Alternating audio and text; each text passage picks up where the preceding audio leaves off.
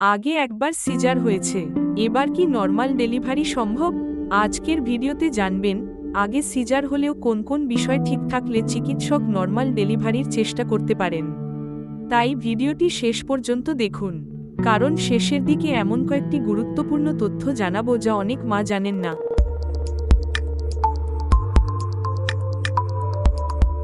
প্রথম বাচ্চা সিজারে হয়েছে, তার মানে দ্বিতীয় বাচ্চাও সিজারে হবে এমনটা নয়।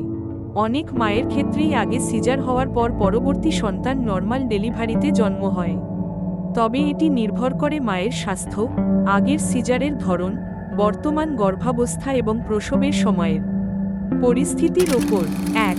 আগে মাত্র একবার সিজার হয়ে থাকলে, যদি আগে শুধু একবার সিজার হয়ে থাকে তাহলে অনেক ক্ষেত্রে নর্মাল ডেলিভারির সুযোগ থাকে। ২. শিশুর অবস্থান ঠিক থাকলে, প্রসবের সময় শিশুর মাথা নিচের দিকে থাকলে নর্মাল ডেলিভারি সহজ হওয়ার সম্ভাবনা বেশি থাকে। ৩. শিশুর ওজন খুব বেশি না হলে। ৪. প্রসব ব্যথা স্বাভাবিকভাবে শুরু হলে, অনেক সময় স্বাভাবিকভাবে প্রসব ব্যথা শুরু হলে নর্মাল ডেলিভারির সুযোগ বেশি থাকে। ৫.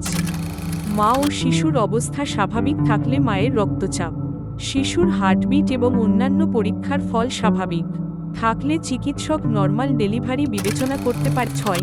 হাসপাতালে জরুরি সিজারের ব্যবস্থা থাকা, এটি খুবই গুরুত্বপূর্ণ, কারণ নর্মাল ডেলিভারির চেষ্টা চলাকালীন যদি কোনো জটিলতা দেখা দেয় তাহলে দ্রুত সিজার করার ব্যবস্থা থাকতে হবে।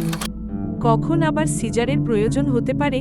আগে ২ বা তার বেশি সিজার হয়ে থাকলে, শিশুর অবস্থান উল্টো বা আড়াআড়ি থাকলে, প্রসবের সময় মা বা শিশুর কোনো ঝুঁকি দেখা দিলে। মনে রাখবেন, ডেলিভারি নর্মাল হবে না সিজার, তার চেয়ে মা ও শিশুর নিরাপত্তাই সবচেয়ে বড় বিষয়। তাই নিয়মিত চেকআপ করুন, চিকিৎসকের পরামর্শ মেনে চলুন এবং সুস্থ ও নিরাপদ মাতৃত্বের জন্য নিজেকে প্রস্তুত রাখুন। ভিডিওটি ভালো লাগলে লাইক, শেয়ার ও সাবস্ক্রাইব করতে ভুলবেন না। আবারও দেখা হবে নতুন একটি গুরুত্বপূর্ণ স্বাস্থ্য বিষয় নিয়ে।